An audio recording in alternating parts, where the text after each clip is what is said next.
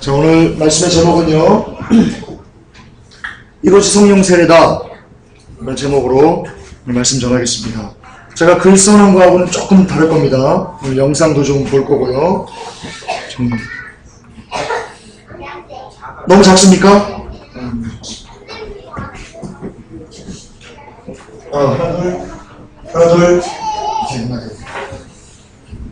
여러분, 성령 세례, 성령 사역 많이 들어보셨죠? 많은 교회가 성령 사역한다라고 합니다. 근데 여러분, 성령 사역하면 무엇이 떠오릅니까, 여러분들? 막 쓰러트리는 거, 막 울랄라와다다다 하는 거, 그런 것들 생각나시죠? 퍼뜩. 그게 왜 퍼뜩 생각납니까? 성령 사역하면? 지금 많은 교회가 성령 사역하는 입고로 그렇게 하기 때문입니다. 예를 들어 봅시다. 뭘 예를 들어봐야 되나? 태화, 고무장갑. 그런 겁니다, 그런 거. 그러니까 어떤 사람들이 많이 듣는 것, 많이 생각하는 것, 많이 보는 것은 이미 상징화되는 것. 그것은 왜 그렇습니까? 그만큼 그것을 많이 쓰기 때문입니다. 싸이, 강남 스타일. 이와 똑같은 겁니다. 즉, 다시 말해서 성령 세례, 성령 사역을 하는 우리가 떠올 그 얘기를 들으면 불현듯 넘어뜨리는 것, 쓰러뜨리는 것, 어떤 신비한 것, 이렇게 우리가 생각하는 이유는 여러분, 한국교회에서 성령 사역, 성령 세례 하면 아이들 조용히 하세요. 아이들 조용히 해. 하나님이 싫어하셔. 예배할 때 떠들면 하나님이 너희들 맴매한다. 안 돼. 아이들이라고 하나님 봐주신 그런 분 아니시죠. 예배할 때는 아이들도 철저히 하나님 앞에 조용하면서 예배 드려야 돼. 알았어? 조용히 떠들면 안 돼. 다시 강조합니다. 성령 세례에 대해서 너무나 한국교회에서 성령 사역은 이렇다라는 것을 이렇게 몰아가는 것이 있습니다. 신비주의. 그렇기 때문에 우리가 성령 세례, 성령 사역하면 성령 사역하는 교회다라고 하면 대부분 다 뭔가 이렇게 얘기합니다. 이처럼 성령 사역과 성령 세례가 많이 이렇게 왜곡돼서 여러분들에게 나타나는데요. 오늘 무엇이 성령 세례인지, 그리고 성령 사역이란 과연 무엇인지에 대해서 우리가 명확한 기준을 잡을 수 있는, 기준을 제시할 수 있는 그런 말씀을 좀 전해드리겠습니다. 성령 세례, 그리고 성령 사역의 뜻입니다. 여러분, 제가 글에도 써놨지만 성령 세례는요, 합성어입니다. 성령 플러스 세례의 합성어입니다. 그게 성령 세례입니다. 마찬가지로 성령 사역도요, 성령 플러스 사역의 합성어입니다. 그러면 여기다가 다른 걸 넣으면 가령 뭐든지 다 됩니다. 사역. 여기에 뭐가 들어가는가에 따라가지고요, 뭐든지 다 됩니다. 뭐 넣어볼까요? 노동. 그래, 노동사역이 됩니다. 뭐 다 들어갑니다, 이게. 그리고 너무나 무서운 거, 이 귀신을 넣어보십시오. 귀신 사역이 되는 겁니다. 그러므로 여러분, 이 성령 세례, 성령 사역에서 중요한 것은 세례 사역 이게 아닙니다. 뭡니까? 그 안에 들어가 있는 알맹이 성령입니다. 성령. 그러므로 여러분, 성령 세례, 성령 사역을 말하면서 이 성령에 대한 올바른 개념을 정립하지 않고 성령 세례, 성령 사역을 말한다는 것은요, 여러분 그냥 죽자는 겁니다. 그냥 지옥 불구덩이로 들어가자는 것과 똑같습니다. 이게 성령 해방죄입니다. 많은 사람들이 이렇게 얘기를 합니다. 성령 해방죄는 방언이나 예언이나 신비나 어떤 능력 행함을 제한하면 하지 말라. 그거 신비적인 거 하지 말라 하면 너 지금 성령의 사역을 방해하는 거라고 얘기합니다. 그러면서 성령 해방죄 걸렸다고 합니다. 그러나 진짜 성령 해방죄는 그들이 짓고 있는 겁니다. 뭐냐? 성령이 무엇인지도 모르고 사역을 얘기하는 것, 성령이 무엇인지도 모르고 세례를 얘기하는 것, 그것이 바로 성령을 왜곡시켜서 전하는 것, 그게 바로 성령 해방죄입니다. 네, 그렇습니다. 따라서 성령 사역의 신은 바로 성령입니다. 그런데 오늘날 한국교회에서 이야기하는 성령 세례, 그리고 성령 사역은 어떤 것인지 우리 한번 영상을 좀 보겠습니다. 성령 세례, 성령 사역을 한다는 것에 대한 오늘의 현실입니다.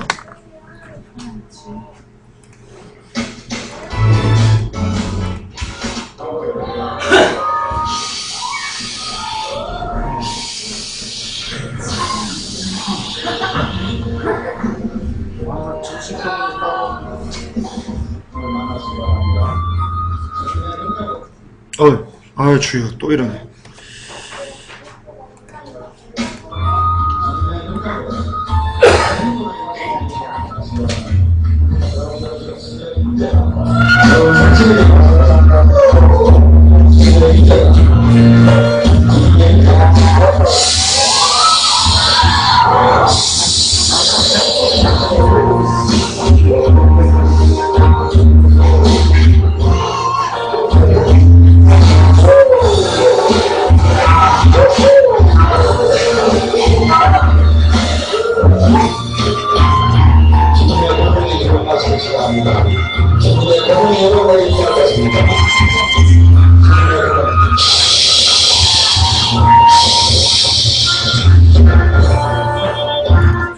혹시 아까 저 사람 눈 뒤집어진 거 맞습니까? 앞에 있는 사람?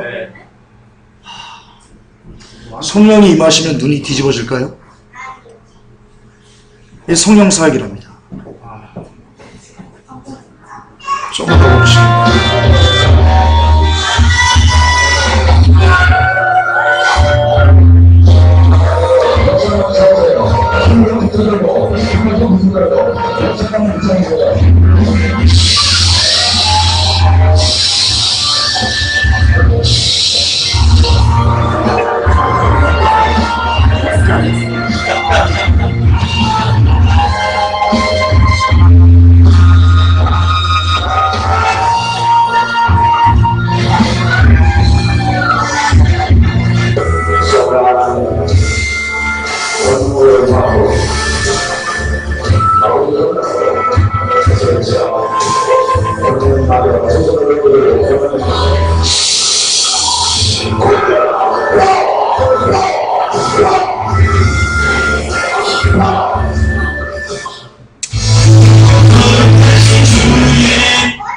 또 다른 말 한번 보겠습니다. 방언하는 건데요. 특히 방언 중에서도 영으로 하는 노래 납니다. 들어봅시다. 아주 배꼽 잡습니다.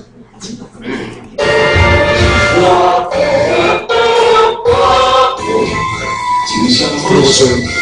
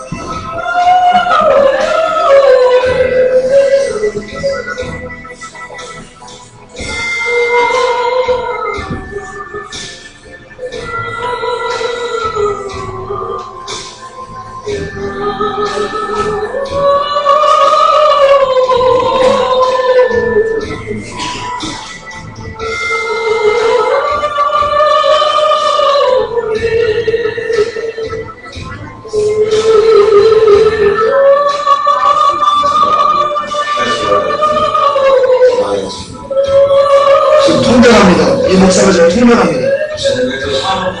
이게 좀 노래인데 이거 통변합니다 지금.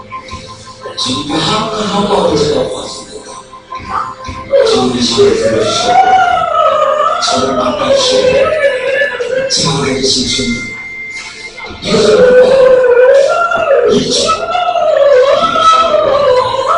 기도하겠습니다. 주님 제 영혼이 주님을 주님이 제 영혼이 주님을 경배합니다. 이 사람이 이러면서 내 영혼이 주님을 경배합니다 이러고 있는 거지. 주님의 이름으로 병을 고치고 주님의 이름으로 사랑을 전하고 주님의 이름으로 온전하게 이 땅에 하나님의 하는 자가 되기를 원합니다. 주님 제 영혼과 제 육체 제 모든 것을 주님을 사랑하시고 당신의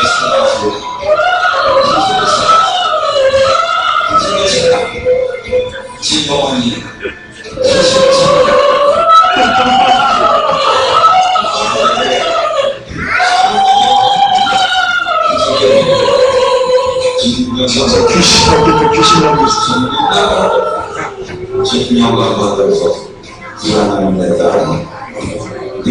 저 통변하는 겁니다. 이제 주님 말씀하시는 겁니다. 이 영사에 대해서 주님 말씀하시는 겁니다. 네 육체도 나와 온전히 함께하기로 한다. 그런데 네가 손을 얹은지 저주가 떠날 것이고 네가 손을 얹은지 병이 나올 것이고 네가 손을 얹은지 신의 비밀이 너에게 계시될 것이다. 내가 너를 축복하고 기름을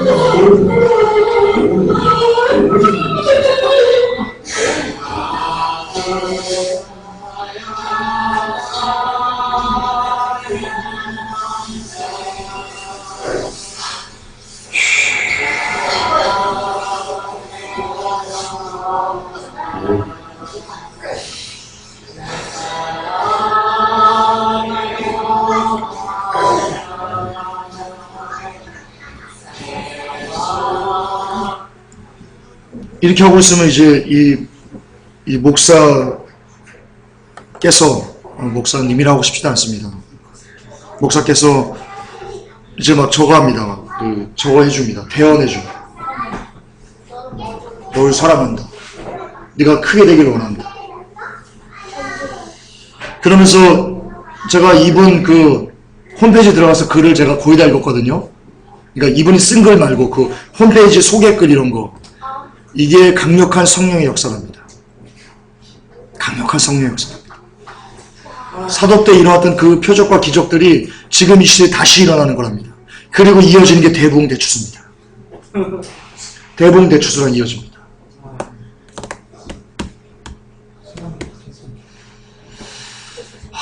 여러분 대부흥대추수가요. 여기서 갑자기 대부흥대추수가 나오는지 모르겠는데 지금 그들의 논리가 이겁니다.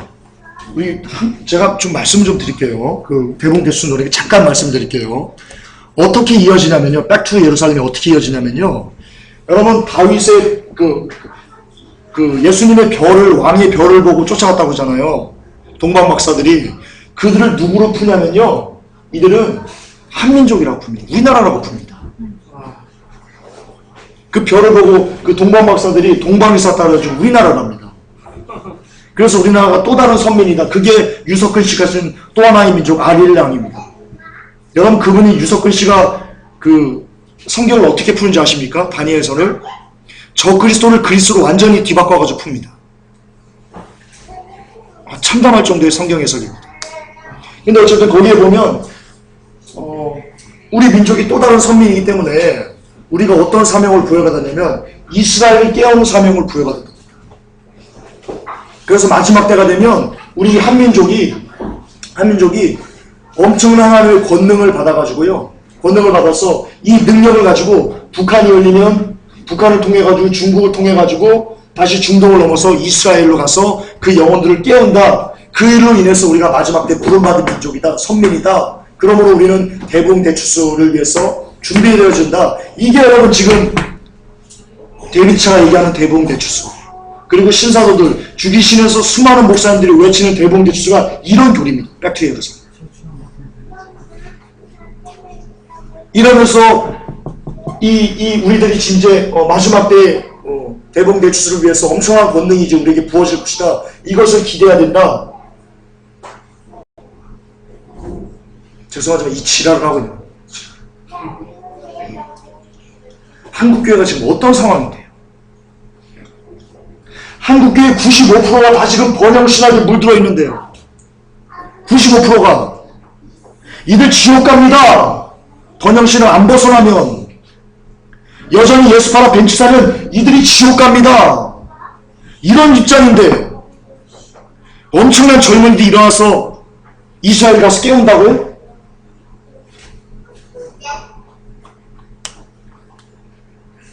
이것을 위해서, 이걸 깨우기 위해서 엄청난 능력을 받는다고요? 그 능력이 이건데요? 여러분들 보신? 신사도들이 능력 받으라고 하는 게 이건데요, 바로? 이거 받으면 가서 이스라엘 가가지고 그 앞에서 이러면 이스라엘이 깨어나요? 제가 연기 좀 합니다. 하면 깨어나요, 이스라엘이? 머리를 그만 먹을 때. 여러분 금붕어 방언이라고 들어봤습니까? 금붕어 방언? 이 방언하는 사람들이요 어떤 그 물체와 이렇게 생물들과 대화를 한답니다. 금붕어 방언이 있답니다. 금붕어 방언. 뭐냐면 금붕어를 보고요. 이게 금붕어 방언이죠. 참 미치겠습니다. 돌겠습니다. 이게 엄청난 권능입니까? 이게 성령의 권능을 받는 겁니까? 이거 받으면 대부흥 대추수 일으킬 수 있는 겁니까? 이거 받으면 요엘의 군대가 될 수 있는 겁니까?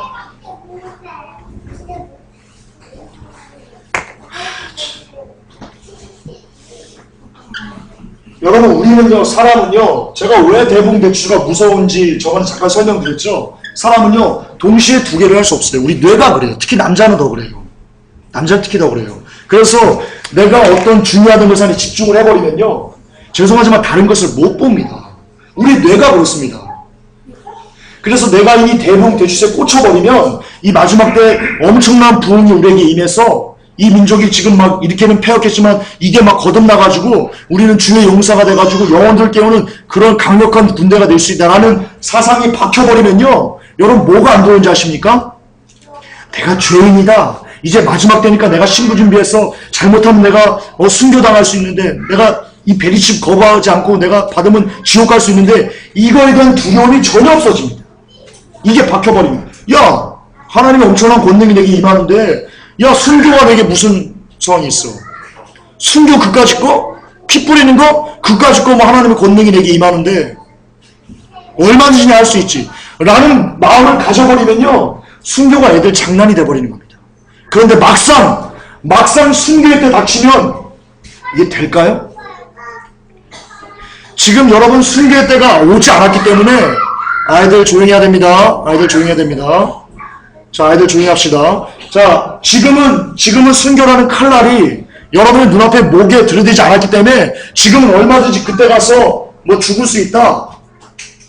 헛소리들 하는데요. 막상 그날 가가지고 막 칼 들이대고 막 이렇게 막 자르려고 옆에서 자르는 게 보입니다. 여러분 이슬람이 어떻게 자릅니까? 여러분 이슬람이 사람 죽이는 거 생생한 영상 보셨습니까? 저는 4편을 연속으로 봤습니다. 4명이 연속으로 죽는 것을 직접 저는 봤습니다. 진짜 돼지 멱단 소리 막 꽉꽉 소리 납니다. 그래서 옆에서 자 잡혔습니다. 자 막말로 잡혔습니다. 대부흥 대추수 얘기한다는 그 사람들이 1년을 쭉 잡혔습니다. 10명이 잡혔다고 봅시다. 근데 내가 보는 앞에서 한 명이 그 이슬람에게요 목이 막 이렇게 막 썰리는 겁니다. 그래서 이렇게 딱 드는 겁니다. 썰고. 그리고 얘기합니다. 예수 믿을 거야? 베리칩 안 받을 거야? 그래도 안 받을 거야? 그거를 옆에서 한 명이 두 명이 죽고 막 고통스럽게 죽어가는 모습을 본 그 사람이 과연 떳떳하게 아니면 아무렇지도 않게 나를 죽일 테면 죽여라 라고 할 수 있을 거라고 보십니까?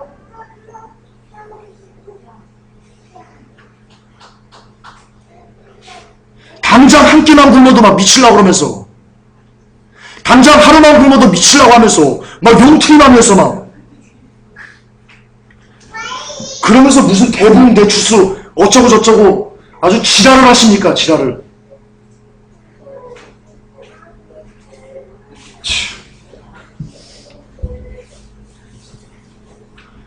여러분 그래서 마지막 때요 대부흥 대추수에 심취한 사람은요 마지막 때 막상 그 순교의 때가 오면요 여러분 절대로 죽을 수 없습니다. 절대로 순교 못합니다. 다 배도합니다. 일시일대 평양 대부흥운동 때 여러분 그날 얼마나 성령 역사가 강했습니까? 우리나라에 제2의 평양 예루살렘이라고 했습니다. 그렇지 않습니까? 그때 여러분 주기철 목사님과 몇몇 사람들 빼고는요 여러분 90% 이상의 목사님들이 다 배도했습니다. 다 신사 참배했습니다. 그런 엄청나게 순수하고 깨끗하고 그랬던 사람들도 그 핍박과 일제시대의 그 모진 고문 고통 막 손발톱 빼고 막 손가락 막 잘라버리고 막 뒤집어가지고 막 물속에 쳐박았다가 막 이런 것들이 너무 막 견디기 힘들어가지고 너무 무서워가지고 그 성리 역사가 강했던 그때도 90% 이상의 목사님들이 배도했습니다. 하물며 지금 음란하고 더럽고 추잡하고 악으로 가득 찬 문화 속에서 길들였던 청소년들이, 청년들이 성령의 권능을 받으면 지금 당장 게임 하나 못 끊는 청년들이, 포로나 한번 근처에도 못 오게 할 수 없는 자들이, 그렇게 연약한 믿음을 가진 자들이 감히 대bun대짓을 말한다고요? 감히 마지막 때 장렬히 피 뿌릴 수 있다고요? 지랄하지 마세요!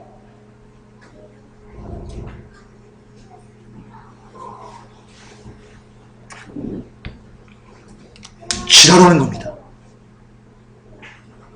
죽으려고 지랄하는 겁니다. 그것을 가르치는 신사도 목사들, 죽이신 내에는 수많은 이쌍어머님! 욕이 나오려고 그러는데. 저주가 임할 겁니다. 하나님의 저주가 당신들 머리 위에 임할 겁니다.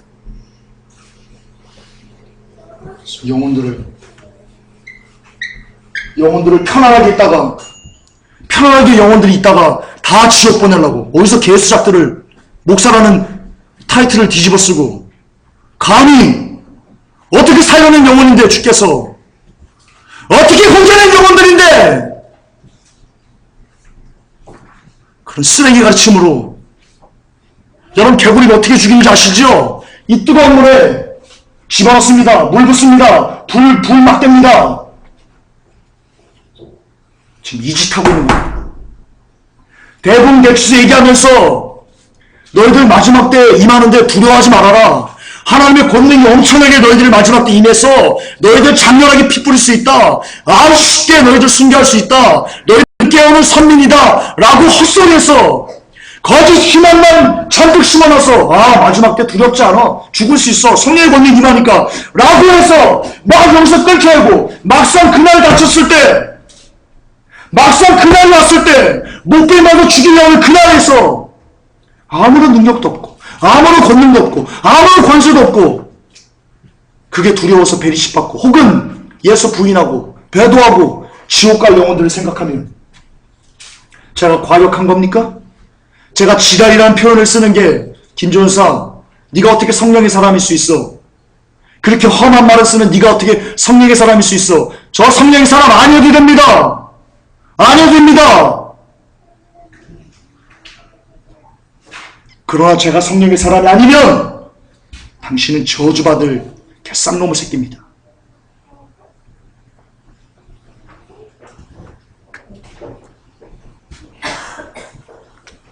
어디서 대bun대짓 같은,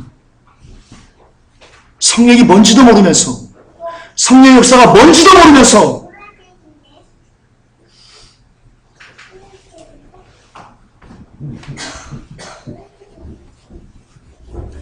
95%가 배도하고 있습니다. 95%의 한국교회가 목사님들이 번영신학을 가르치고 있습니다. 2013년 WC자입니다. 그 WC 교단에 거의 다 들어갔습니다. 한국교회 거의 모든 교단이 다 배도하고 있습니다. 맨날 종교 통합 나오고 있습니다. 한국의 양대 산막이라는 NCCK에서 그 수장이 로마 카톨릭에 소속된 사람이 수장으로 있습니다. 한국교회는 로마 카톨릭이 다 잠식된 상태입니다. 그런데 이런 시점에서 한국교회에 엄청난 권능이 부어져서 엄청난 젊은이들이 막 깨어나서 그냥 그들이 밴드를 조직해가지고 음악을 만들면 그 음악 때문에 사람들이 돌아온다고요? 회개가 장난인 줄 아십니까? 여러분, 회개가 우습습니까? 회개가 아무에게나 터지는 건지 아십니까? 여러분 영혼 아니라고, 지금 잘 들으세요, 목사님들. 신사도 하는 목사님 잘 들으세요. 당신들 영혼 아니라고 그렇게 함부로 영혼들 지옥 보내야 됩니까? 얼마나 더 저주의 자식이 되려고 합니까? 지금은 정말 마지막에 가까운 시대입니다. 지금 여러분 무엇을 준비해야 되는지 아십니까? 혹시 여러분 휴거를 탈락해서 이 땅에 남겨지면 어떻게 하면 죽을까? 어떻게 하면 가족 설득해서 같이 죽을까? 그 고민해야 됩니다. 그 고민해도 여러분 그때 막상 그 순교회 때 와서 과연 내가 장렬하게 단두대에서 내 목이 싹둑 잘릴 수 있을까? 없을까? 두려움이 됩니다.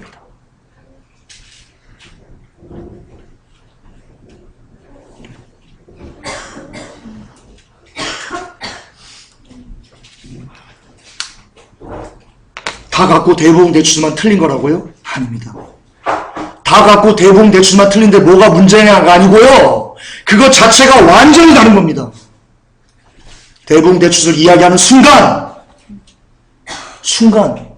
그리고 그것에 아멘 되어지는 순간 그 영혼은 지옥행 특급 열차를 타고 가는 중인 겁니다. 거기서 내리지 않으면 내려서 이제 잘 죽기 위해서 준비하지 않으면 그는 지옥입니다. 제발 지금 내게 당장 그 일이 닥치지 않는다고, 지금 당장 내게 그 일이 아니라고 여러분 우습게 생각하지 마십시오. 포르노 유혹을 끊기 쉽습니까? 여러분 혼자 있는데 인터넷 서치하다가 요즘 얼마나 더럽습니까? 인터넷. 나도 모르게 뭘 일간 스포츠를 들어갔는데 막 다 벗고 있는 거예요. 그때 아무도 없어요. 아무도 안 봐요. 그래서 혼자 즐기는 것, 그것을 끌어내는 것, 그게 쉽습니까? 저는 대단히 어렵습니다. 그러나 끌어내야만 합니다. 그것조차 못 끊어내면서, 그것조차 쉽게 버리지 못하면서, 그 쉬운, 그 많은 진짜 웃기지도 않아요. 어떻게 그 일간 스포츠의 그 야한 그림, 야한 사진 하나 아무렇지도 않게 탁 내치지도 못하는 믿음 가지고, 그 정도로 허약한 믿음 가지고 무슨 영혼을 나와서 깨운다는 거예요. 무슨 이스라엘을 깨운다는 거예요. 주제 파악 좀 하세요. 주제 파악 좀.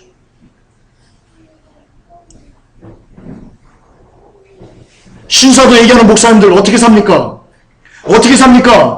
호화로운 빌딩에서, 좋은 고급 세단에, 아르마니 양복에, 팔엔 구자에, 정말 명품으로 도배를 하고 나서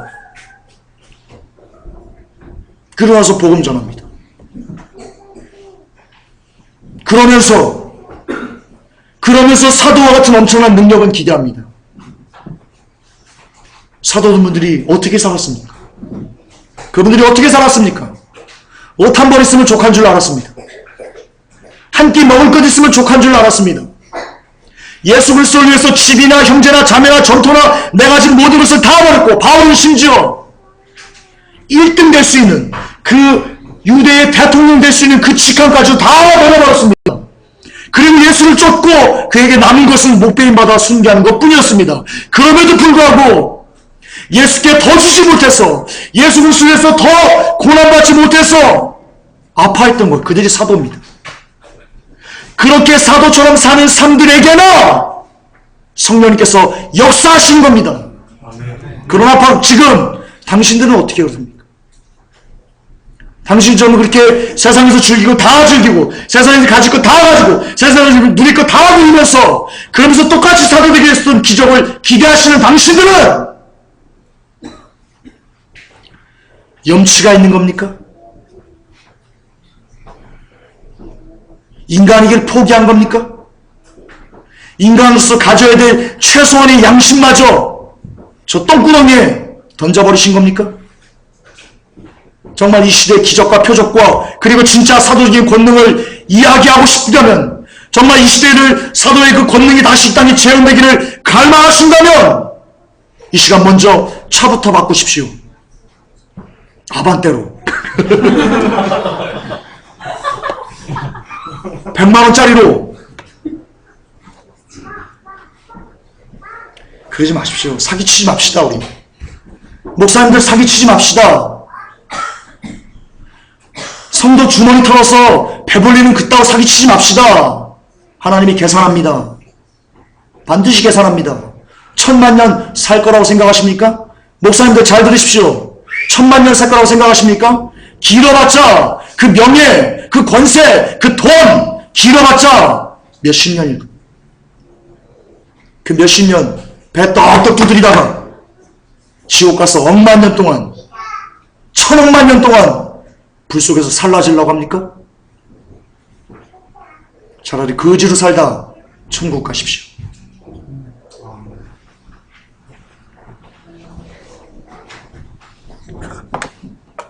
영감, 형감. 우리는 이것을 이렇게 부릅니다. 우리는 이것을 이렇게 부릅니다. 우리는 이것을 똥이라고 부릅니다. 똥이라고 불러야 됩니다. 그래야지 그리스도입니다. 왜 우리는 이런 사역을 배설물이라고 부를 수밖에 없습니까? 여러분, 말씀 때문입니다. 말씀이 뭐라고 되어 있습니까? 너 이름이 더럽고 어지러움이 많은 자여 가까운 자나 먼 자나 다 너를 조롱하라. 여러분, 어지러움은 하나님의 속성이 아니십니다. 여러분, 태초에 하나님께서 천지를 어떻게 창조하셨습니까? 어지러운 가운데, 혼돈이 있는 가운데 그것을 질서 정연하게 해와 달과 별과 일자와 사실에 따라서 쫙 가게 어떤 어지러움들을 질서로 바꾸신 것, 이게 하나님의 속성이십니다. 근데 아까 우리가 본 거 뭡니까? 슈그면 와! 슈그면 와! 뭘 느끼셨습니까? 여기서 질서를 발견하셨습니까? 여러분, 으다다다다다다 질서 있습니까? 질서 있습니까? 무질서입니다. 하나님의 속성이 아닌 겁니다.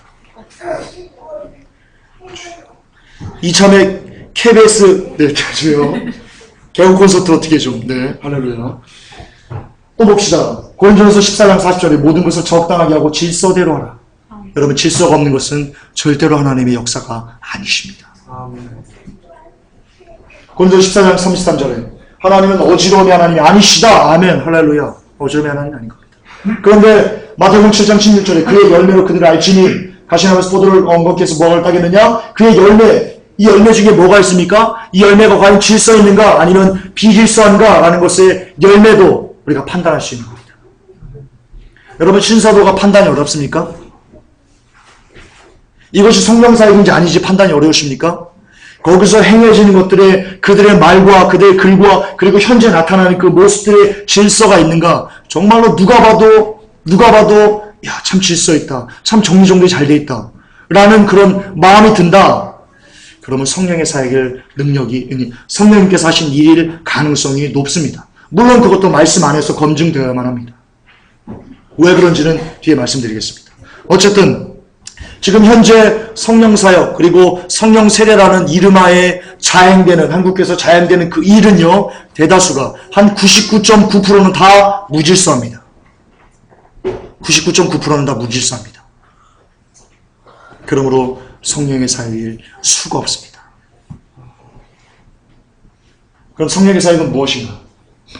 요한복음 16장 8절입니다. 그가 와서 죄에 대하여 의에 대하여 심판에 대하여 세상을 책망하시는 것. 이게 성령님의 사역입니다. 요한복음 16장 13절에 그러나 진리의 성령이 오시면 그가 너희를 모든 진리 가운데로 인도하시니, 우리를 모든 진리 가운데로 인도하시는 것, 그것이 성령님의 사역의 본질입니다. 진리 가운데로 인도하시는 게 뭡니까? 진리가 뭡니까?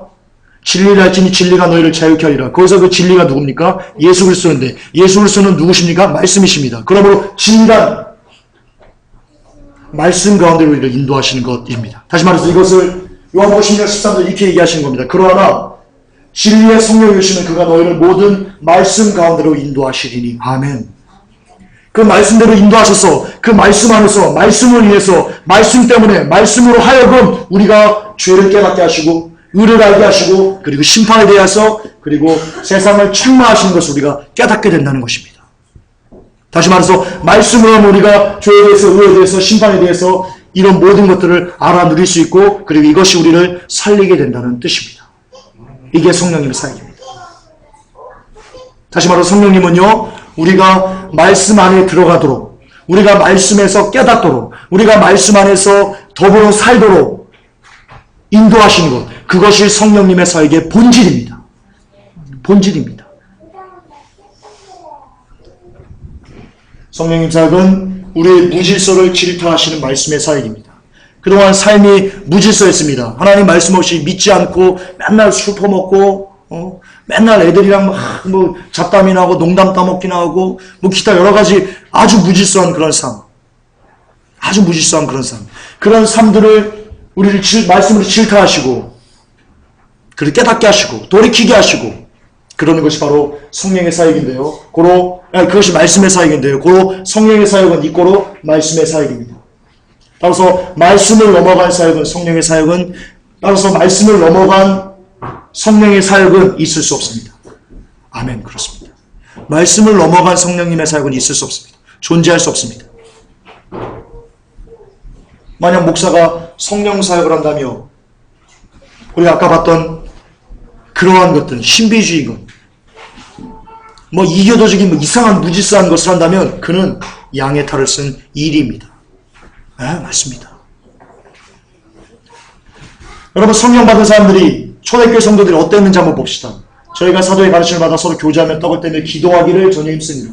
기도하기를 전혀 힘쓰니라. 무엇입니까? 하나님 사랑, 이웃 사랑을 실천하는 겁니다. 성도들과 떡 떼고 성도들끼리 사랑하고 하나님께 기도하는 것을 전혀 힘쓰고 이게 전혀가 전심으로 하는 뜻이거든요. 하나님께 전심으로 기도하고 그러니까 하나님 사랑, 이웃 사랑을 한 겁니다. 초대교회 성도들이 성령 받은 초대교회 성도들이 무엇을 했냐? 어떤 삶을 살았냐? 으다다다랄랄라가 아니고요. 막 넘어지고 이게 아니고요. 말씀 안에서 하나님 사랑, 이웃 사랑을 실천하는 삶을 살았다는 겁니다. 아멘. 43절은 제가 이따가 다시 한번 풀어드리겠습니다. 사람마다 두려워하는데 사도들로 인하여 기사와 표적이 많이 나타나니 이건 제가 나중에 다시 한번 풀어드리겠습니다. 믿는 사람이 함께 있어 모든 물건을 서로 통용하고 재산과 소유를 팔아 각 사람의 필요를 따라 나눠주고 이게 어떻게 때 가능합니까? 내 이웃을 내 몸같이 사랑할 때 내가 가진 모든 것을 팔아서 그들의 필요를 채울 수 있는 겁니다. 날마다 마음을 같이 성전에 모이기를 힘쓰고 집에서 떡을 떼며 기쁨과 순전한 마음을 세움 넣고 하나님을 참여하며 또 온 백성의 친송을 받으니 주께서 구원받는 사람을 날마다 더하게 하시라. 자, 이거 집중하세요. 성령 받으니 어떻게 됩니까? 온 백성에게 친송을 받게 됩니다. 다시 강조합니다. 성령을 받으면 초대교회 성도들이 온 백성에게 그들의 선한 행실이 비춰져서 빛과 소금이 돼서 모든 사람들에게 칭송을 받는 것이 성령 받은 사람들이 나타내는 열매입니다. 그러나 아까 우리가 봤던 이거를 누가 믿지 않은 사람이 본다고 하십시오. 믿지 않은 사람이 교회에 들어와서 본다고 하십시오. 어떤 반응을 보일까요?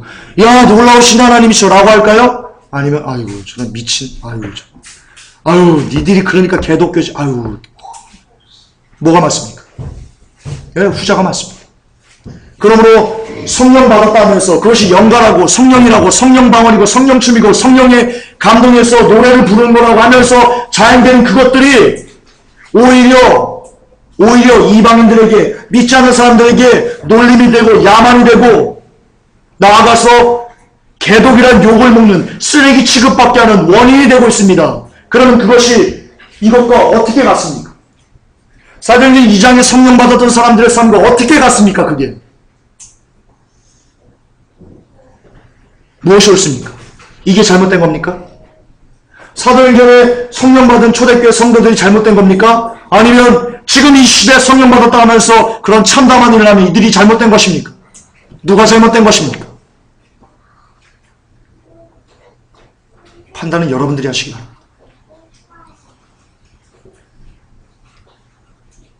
성령 받은 이들의 모습은 하나님 사랑, 이웃 사랑입니다. 왜 그렇습니까? 왜 하나님 사랑, 이웃 사랑일 수밖에 없습니까? 성령을 주신 이유가 무엇입니까? 우리의 구원 때문입니다. 이거 외에도 없습니다. 우리의 구원 때문입니다.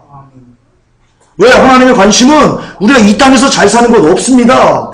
하나님의 관심은 우리가 어떻게든지 이 땅을 잘 살아서 천국에 와서 나랑 천만 년 영원토록 나랑 같이 알콩달콩 잘 살자. 이게 하나님의 원이십니다. 그러므로 우리가 이 땅에서 잘 되고 잘 먹고 잘 사는 거 하나님 한 명의 마음도 없습니다. 별 관심이 없습니다. 그러므로 성령께서 성령을 우리에게 주신 이유는요, 우리의 구원 때문인데, 우리의 구원은 성경에 뭐라고 되어 있습니까? 예수님께서 아버지 뜻대로 행하는 자라야 천국에 들어온다고 그러는데, 아버지 뜻이 뭡니까? 하나님 사랑, 이웃 사랑을 실천하는 겁니다. 그러므로 성령을 주신 이유는 우리가 하나님 사랑, 이웃 사랑을 실천해서 이 삶을 살아서 넉넉히 하나님의 나라에 들어오기를 원하시고 그것을 이루시기 위해서 그것을 우리가 살아야도 힘과 능력을 주시기 위해서 성령을 우리에게 주신 거지. 성령을 우리에게 주신 이유는 방언을 말함도 아니요, 예언을 함도 아니요, 능력을 행함도 아니요, 신유를 행함도 아니요, 어떤 신비적인 죽은 자를 살리는 것도 아니요, 그 어떤 것도 아니오시다. 그런 것들은 단지 이 하나님 사랑 이웃 사랑 우리가 실천함에 있어 하나님께서 필요하다 싶으면 그 각 사람에 맞게 그냥 부어주시는 은혜일 뿐입니다. 어순도치가 되면 안 됩니다. 아버지 가방에 들어갔을를 뒤로 바꿔가지고 가방아 시저아 이러면 안 됩니다. 무슨 뜻인지 모릅니다. 똑같습니다. 이런 신유와 은사와 능력과 예언과 방언과 통변과 이런 신비적인 은사를 줘서 그것 때문에 성령을 주신 이유, 성령님을 우리에게 주신 이유가 그것 하라고 준 게 아니고요. 반대로 하나님 사랑, 이웃 사랑을 하려고 하는데 그때그때 필요한 것이 예언이고 신유고 방언이고 은사고 기타 여러 가지 신비적인 거라서 그때 각 사람에 맞게 각 사람 필요에 따라 나눠주는 것. 그래서 그걸 통해서 무엇을 우리가 가기를 원하시는 겁니까? 하나님 나라에 온전히 들어갈 때 하나님 사랑, 이웃 사랑을 실천하게 하기 위해서 주신 것. 그게 여러분 우리가 지금 배우는, 우리가 성경에 기록되는 어떤 신비들, 그런 것들입니다. 굉장히 부차적인 겁니다. 주가 아닙니다. 그런데 오늘날 우리는 그것에 집중합니다. 우리는 그것에 집중합니다. 불쌍한 겁니다. 불쌍한 겁니다. 여러분, 금이 있습니다. 옆에는요, 마대자루입니다. 금이 있고 마대자루가 있습니다. 오늘날 성경에 두 가지 개념이 나옵니다. 하나는 하나님 사랑, 이웃 사랑. 성령님을 통해서 하나님 사랑, 이웃 사랑을 하는 그 개념이 하나 나오고요. 성령님을 통해서 어떤 신비적인 것들이 역사하는 것이 하나가 나옵니다. 그런데 여러분 성경 66권 전체를 다 보면요. 하나님께서는요. 그 하나님 사랑, 이웃 사랑을 이야기하는 것에 거의 모두를 다 할애합니다. 중요성을. 반면 우리가 말하는 그 신비, 예언, 방언, 환상 이런 특별한 것들은요. 극히 적은 부분을 할애하십니다. 중요성 면에서. 이게 99%면요. 이건 1%입니다. 성경 보십시오. 제 말이 거짓말입니다. 이와 같습니다. 금과 쇠를 비교하는 것과 같습니다. 그런데 목사라는 사람이 와가지고요. 이 금을요. 쓰레기라고 합니다. 뭐 쓰레기는 좀 아니고 그냥 뭐 있으면 좋고 이렇게 얘기합니다. 그리고는 이걸 받으러 갑니다. 이 쇠를 받으러 갑니다. 이게 좋은 거라고. 제일 좋은 거라고. 하나님이 제일 좋은 걸 주신 거라고. 이런 형국입니다. 지금 이 시대가 이런 형국입니다. 그래서 이들의 말을 듣고요. 이 쇠를 다 사면요. 사람들이 이걸 안 삽니다. 집중 안 합니다. 에이 저 뭐 가치 없지 뭐. 여기에만 집중합니다. 쇠에만. 지금 그러고 있습니다. 막 삽니다. 이거를. 모든 괴가 달라붙어가지고 이게 최고라고 합니다. 안약을 사서 눈에 발라서 눈먼 것을 뜨셔야 됩니다. 그러면요. 이걸 사면요. 마지막 때 주인께서 달라 하실 때요. 우리 주인은요. 분명히 이것이 귀하다고 그랬습니다. 이걸 요구합니다. 금 내놔. 금이 없어요. 그러면 따질까요? 주님이 당신의 종이라고 보낸 저 사람이 이거 금 필요 없다고 그랬는데요. 이 쇠만, 이 마대자루만 많이 사라고 그랬는데요. 따질 거예요? 주님이 따지면 그래? 알았어. 너 이리 와봐. 너 이리 와봐. 너 얘한테 니 가르쳤어? 너 맴매 맞아. 얘는 내가 살릴 거야. 주님이 그러시나요? 주님이 그렇게 말씀 안 하셨어요. 다 같이 망해요. 목사도 망하고 그렇게 망한 목사도 망하고 그 목사의 말만 믿고 그냥 그대로 따라간 그 사람도 망하고 다 지옥 불구덩이 들어간다고 되어 있어요. 여러분 성경에서 이 금이 귀하다고 했으면 금에 집중해야죠. 왜 쇠에 집중해서 자꾸 이렇게 분란을 일으키십니까? 뭔데 이게 쇠가? 이 금이요. 요 금에서 요것만 딱 띄면요. 정말 0.1%만 띄면요. 이거 엄청나게 많이 살 수 있습니다. 여러분들이 하나님 사랑 이웃 사랑에 집중해가지고요, 정말 그거만 올인하고 살면요, 여러분 엄청난 능력이 여러분에게 부어진다니까요. 대부분에서 말하는 그 능력 얘기하는 거 아닙니다.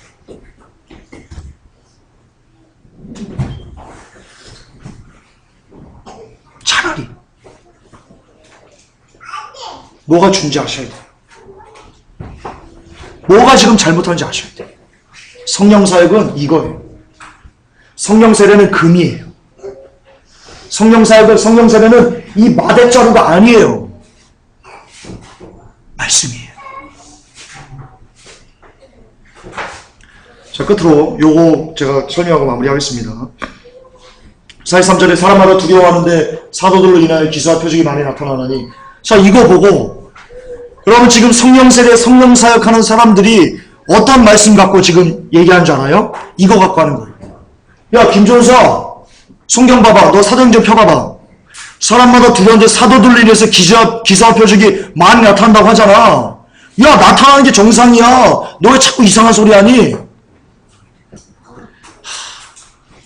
야, 나타난 거 인정합니다. 인정합니다. 그러나 여러분, 사도들이 단 한 번이라도 사람들에게 자 봐라, 내가 방언받게 해줄게, 일러로 써봐, 으다다다다다다 안 했다니까요. 안 했다니까요. 그렇게 한 사도들이 있어요? 왜 사도들이 하지도 않은 일을 당신들은 하면서 와 봐, 능력이 나타났잖아 라고 합니까? 어디 와서 사기치려고 그래요? 어디 와서 미치겠네. 주여, 아유 그냥 사도들 얘기 안 했어요. 그리고 사도들은요, 표적이 일어남으로 인해서 건들거리지 않았어요. 성경에 뭐라고 되어 있습니까? 고넬료가요, 베드로 앞에 무릎 꿇고 절하려고 했어요. 그때 베드로가 뭐라고 했냐면요, 일어나라, 나도 사람이다라고 했어요. 지금 신사도 목사님들, 지금 이 성령 사역하는 사람들 굉장히 폼 잡습니다. 폼 엄청나게 잡습니다. 사도들은 그러지 않았어요.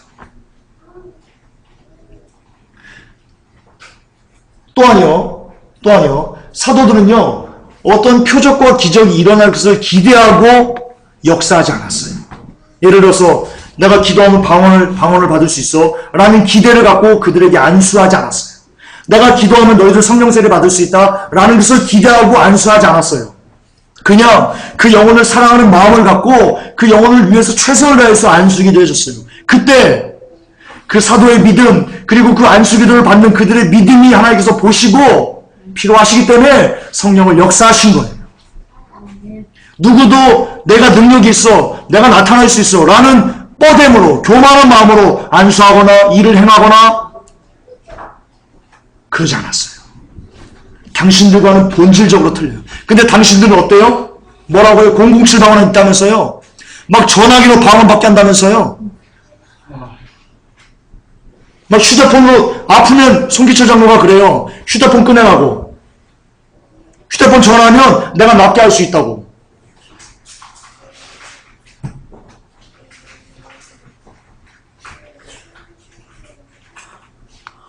제가 에람 선교를 왜 미워했는데요? 죄송해요. 그 윤성 교사를 제가 왜 미워했는데요? 그 친구가 007 방언 얘기했어요. 돈 받고, 돈 받은지 안 받은지 아마 그 감사한 건 받았겠죠. 돈 받고 전화로 방언 튀어지게 해준대요. 제가 그래서 미워한 거예요. 그래서 싫어한 거예요. 그래서 하는 사람께 보고 거기랑 관계 끊으라고 얘기한 거예요. 신사 보니까.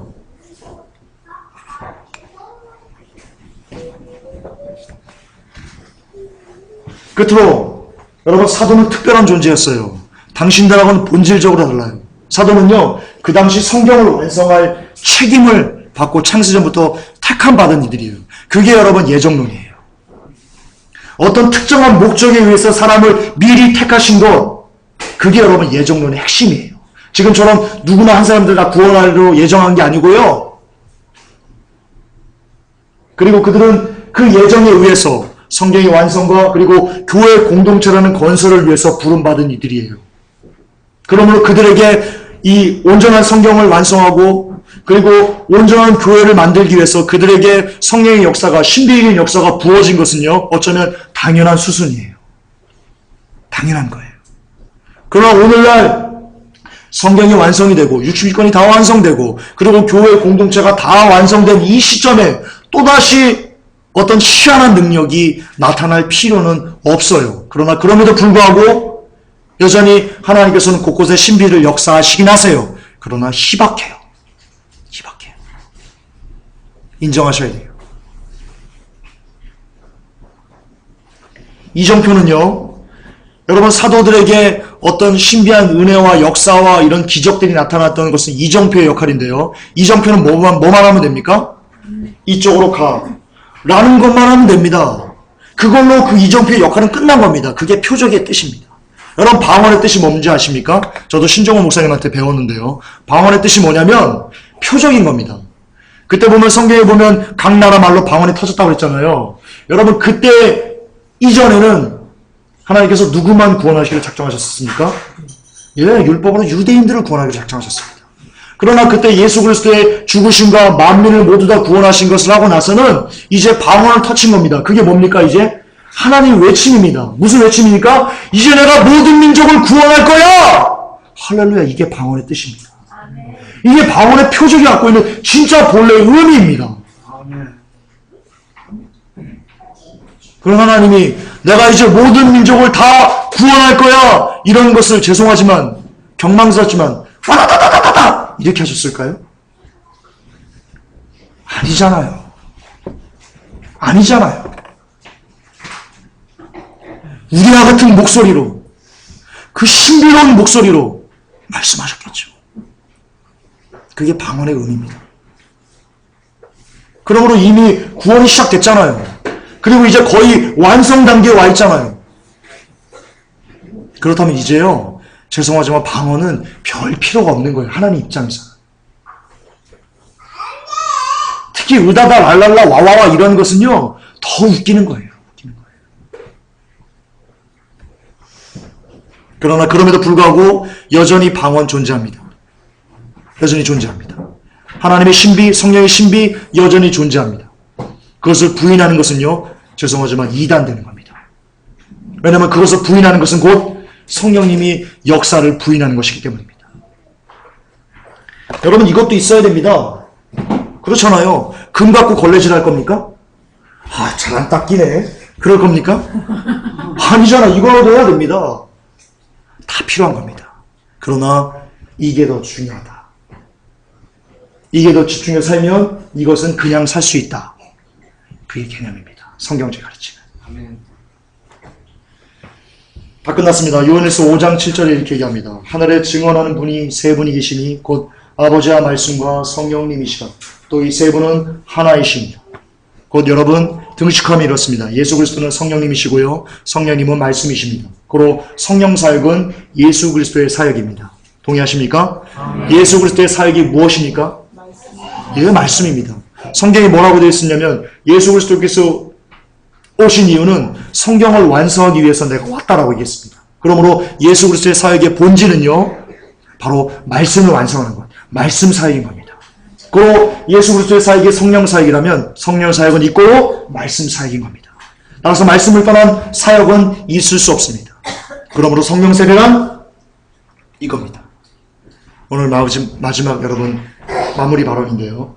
성령 세례란 그리고 성령 사역이란 이겁니다. 내가 말씀으로만 살 수 있다는 믿음을 인정하는 것. 그게 성령 세례의 의미입니다. 그리고 이런 가치관 우리가 살아내는 것이 바로 이 땅에 성령님의 일을 우리가 해나가는 것입니다.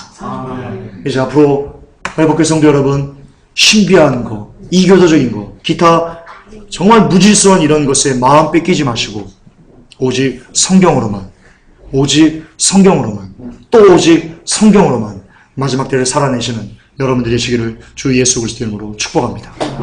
기도합시다. 하나님, 많은 교회가 성령 사역에 대해서, 성령 세례에 대해서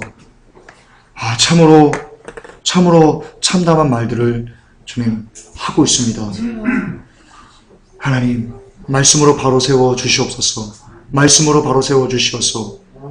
주님 이제는 영혼들이 더 이상 갈팡질팡하지 않게 하시고 얼마 남지 않은 이때 말씀으로 잘 양육받아서 다시 오실 주님 맞이할 수 있는 믿음 주시옵소서. 예수님의 이름으로 기도 올렸나이다. 아멘. 주님 감사합니다.